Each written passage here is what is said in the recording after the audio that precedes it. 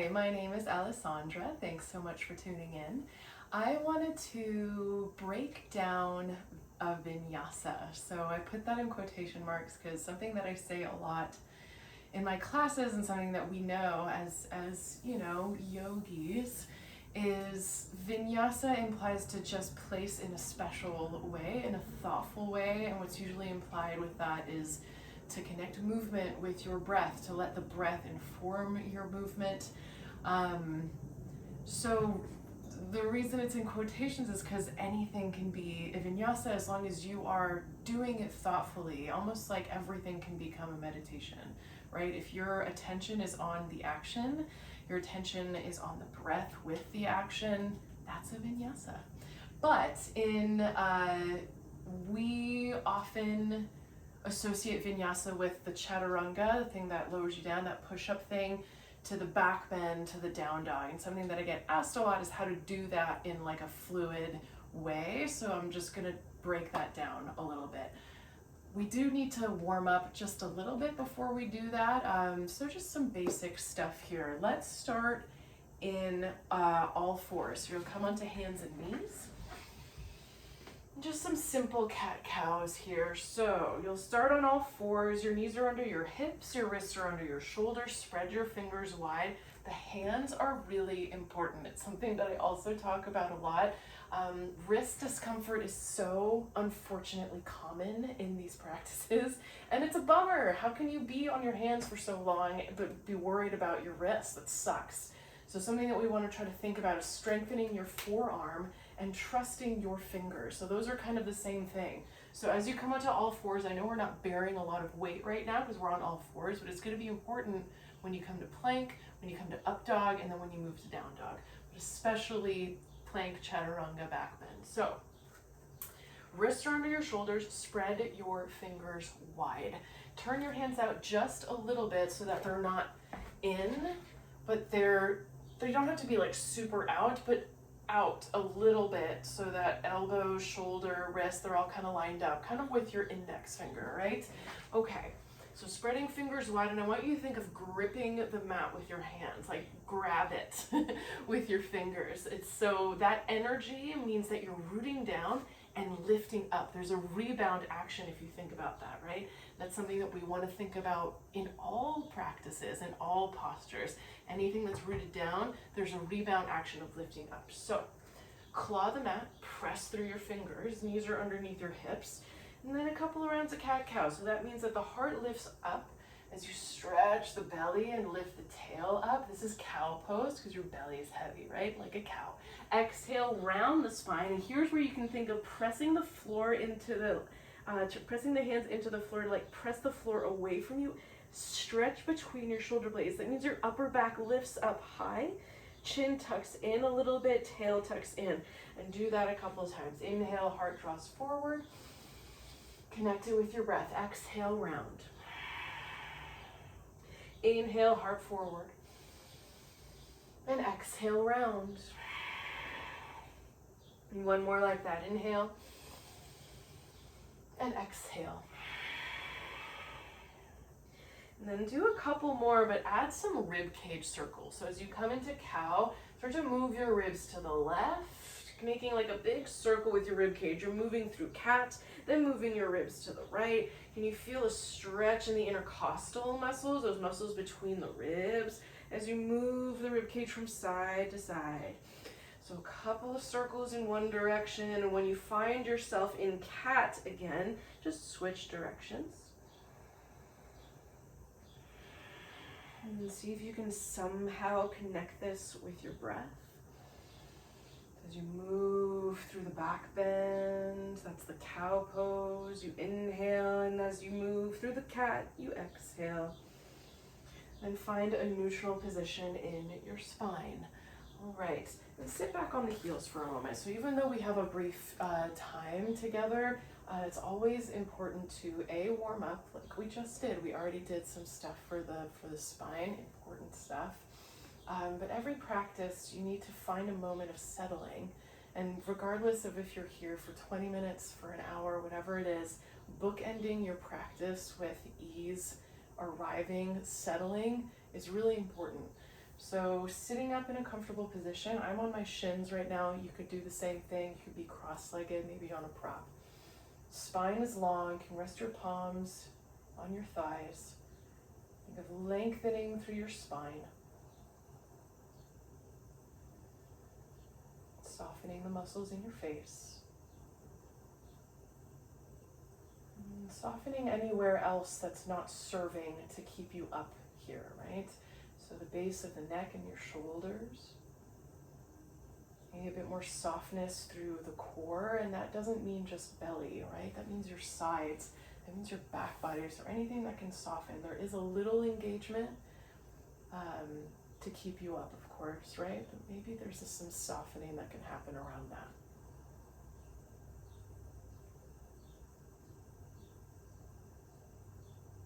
And if you haven't already, you'll start to bring in that ujjayi breath. That means victorious breath. And it's the same breath that you use to whisper, but your mouth is closed. So that means that it's starting from the base of your throat. You're not creating tension in order to find it. Inhale. Like it's starting from the notch in your collarbone. And exhale.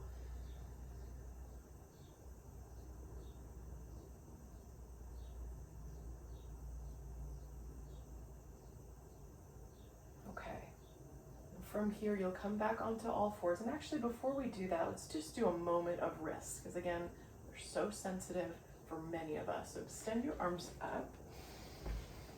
And make fists and just draw the fists in towards one another and then out. So hopefully feeling that stretch in like the forearm area. And even this is a vinyasa, right? Like when we were doing cat-cow, that's a vinyasa, and moving the wrists around is a vinyasa. You move the wrists around in circles, that might feel nice.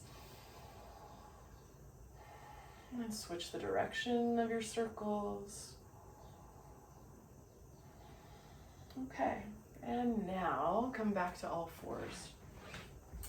And as you come back to all fours, you'll extend your right leg back behind you, followed by your left for a plank pose. This is the top of a push-up. So in yoga, the plank pose means you're on your hands. I know sometimes the plank means you're on your forearms, but here you're going to be on your hands. This is the first time you're bearing weight on your hands during this time together. So I want you to see that your shoulders are over your wrists, maybe even shoulders a little behind the wrists, so that like angle of your wrist isn't so congested. From here, again, rebound up. So press into the earth with what's in contact, right? The hands and the feet. And the rest of the body could lift up towards the sky. Can you think of like drawing the inner thighs up as you lengthen your tail towards your heels? That should engage your belly center. Again, adding some buoyancy to this posture, hopefully. Also, you can bring the knees down. You don't have to be up here forever. On your next exhale, lift your hips up and back for a downward facing dog. So you might walk the feet in just a little bit. And something that I like to remind all the time is that this, though it is technically a forward fold because your head is beneath your heart, right? Try not to think of it as a forward fold. You can see I'm pedaling out my feet one at a time, getting into the hamstrings. And what I mean by that is this is also primarily a spine lengthening posture. This is a spine neutralizing posture. It's also like used as a transitional posture. That means like if you've done a lot of back bends, before you take forward folds, you want to find like a transitional posture. And down dog is often used for that. So pedaling at the feet one at a time, pausing, take a little bend in both knees at the same time. Feel like that can lengthen your tail up and back more. Press into those hands, the fingers, like the center of your palm could lift up. Can the base of your neck soften and lengthen? Maybe you start to straighten through the legs a little bit, but please don't make this about the legs straight or the heels down. All right, shift forward to plank pose again, please. So I usually widen my stance a little bit. Again, I want shoulders over wrists or maybe even a little behind. from here, shift forward to your tippy toes. Tippy, tippy, tippy, tippy toes. So now you are closing the angle a little bit, but we won't be here up for very long, right? And the wrists. So bend at the elbows, elbows straight back with control. Maybe the knees come down first. You come all the way to your belly. And for a moment, rest your arms down by your sides. Rest your head to one side. Coming off the hands for a moment before we move on. Feeling like the breath could create space in your back body from here.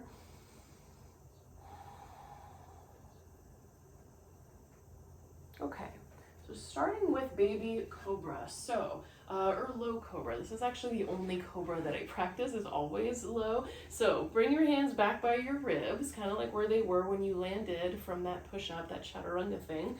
So wrists are underneath your elbows. Press into the tops of your feet. Your feet are about hips distance, and you're pressing through all 10 toenails. Inhale, peel, head and chest, low cobra, lift up through the heart, and exhale, bring it down.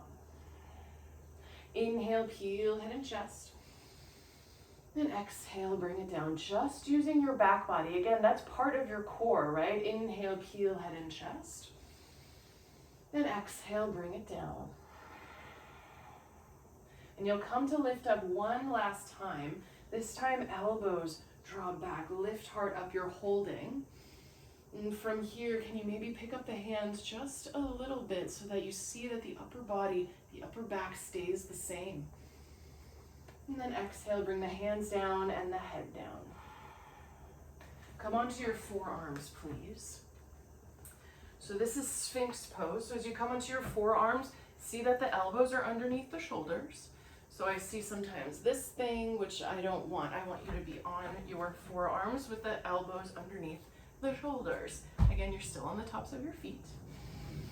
Your forearms are parallel, and you're also not collapsing through the shoulders, right? So press floor away to lift heart and come out of that shoulder girdle. Okay. Your forearms are parallel to one another. You're pressing through the hands. If this is very hard to do, which for some of us, even for me sometimes it is, like paralleling your hands or your forearms, maybe you interlace your hands. That angle of the forearms might be a little better for some of us. So make sure, as I just did, that the tops of the feet are on the mat. And think of like dragging the mat back with your forearms to lift your heart up more. Trying not to get the low back involved here. So trying to stay out of the low back for any back bend you do. It inevitably will join the party, but you're trying to like have it be pretty calm. So lengthen your tail towards your heels like you could kind of maybe lift your belly away from the mat. And then let's actually do that. So start to gaze at your navel and see if you can pick everything up except for your forearms and the tops of your feet. I know many of you will curl the toes under and be on the balls of your feet. Don't do that. Be on the tops of the feet and then bring it back down.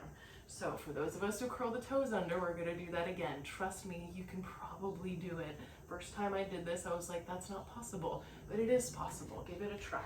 Exhale, lift everything up except for tops of feet and forearms, and bring it back down. Let's do that a couple more times. Exhale to lift, and bring it back down.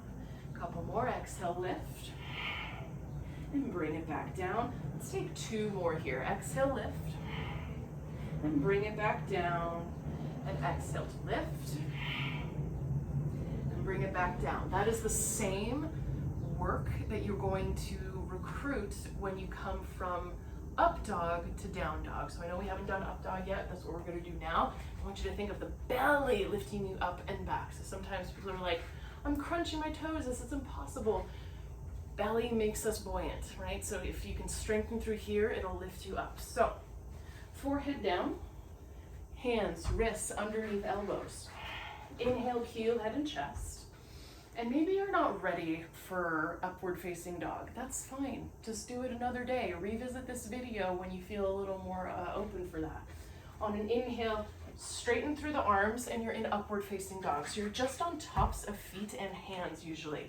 So press through the hands, lift the heart up. There's that rebound action again. Open up through the heart. Can you, from the pit of your low belly, lift up and back to downward facing dog? So that's gonna take some practice, But rather than flipping the feet manually, right, like one at a time, try to bring it, like try to lift from your low belly and come into it that way. Let's try this again. Shift forward to plank. Shift more forward, lower down. Come onto the tops of your feet. Inhale, lift up to upward facing dog. Exhale, lift low belly up and back to downward facing dog. Okay, take a brief break. Just take a brief break. So let's try to flow now, even a little bit more. So can we go from plank to chaturanga, just lower to the height of your elbows, come straight into up dog because you've shifted forward so much that you're almost already on the tops of your feet, and then lift up and back. So that's gonna look like this. So we're starting in down dog. Shift forward to plank pose. Again, adjust your feet as needed so shoulders are over wrists. Lean forward, come onto your tippy toes, heart lengthens forward. Lower down just to height of elbows. Can you reach through the gate of the arms to come into upward facing dog? And exhale, downward facing dog. Hopefully that makes sense. We can do that a couple more times. Come forward to plank. Exhale, shift forward to your tippy toes, lower down, maybe just to the height of the elbows. Inhale, come straight into upward facing dog. And exhale, downward facing dog. So that might take some practice, but hopefully the seeds have sort of been planted of moving through your vinyasas more fluidly. So again, if you're not ready for the bigger back bend, you can bring the knees down first if you're not into lowering down like in that straight body. You can bring the knees down first, come into your cobras instead of up dogs. This fluidity lends itself more to like the up dog variation, but practice it. Again, trust the low belly and trust your fingers. Trust them to be strong, right? Either strengthen the forearms, strengthen the fingers, strengthen the belly, or maybe give some more faith to how strong your fingers and belly might actually be. Okay, so again, we would like to bookend things, even if we're not here together for very long. So from here, you're sitting up in a comfortable seat, lengthening through the spine.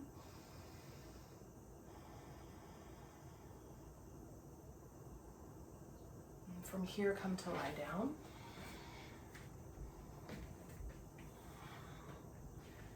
And as you come to lie down, you can bring your feet flat on the mat. Maybe your knees knock in towards one another, so your knees are bent, feet flat, hands wherever they feel good for you. I feel like, again, even though it's just a brief time together, I feel like no practice is truly complete without an outer hip opener, so the outside of the hip. Let's take a figure four with the right leg. So right leg, what is that? Ankle crosses over the left thigh. Flex that right foot. Maybe just press your right knee away from you. That might be plenty. You could also draw the left knee in, grab onto the back of the thigh or the front of the shin, and hopefully feeling that outer hip open. If you're very familiar with this pose, you might experiment with like rocking a little bit side to side. And breathe.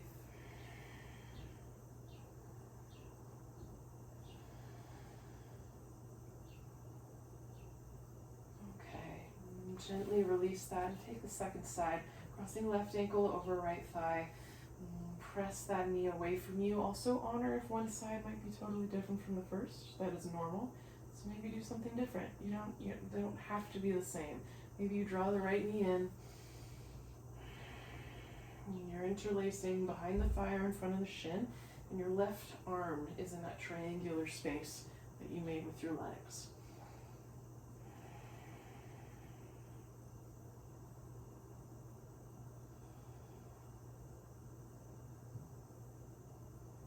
Gently release that side. Bring both feet flat on mat. And take a brief Shavasana, corpse pose. So again, book ending, right? So even just 1 minute of rest. Any variation with your legs that you like. You can Extend them on the mat for that more traditional thing. Keep feet flat on mat. Take a little hip opener, bottoms of feet together. Whatever feels best to you. Take an inhale here. Hold at the top. And let it out your mouth. And pause.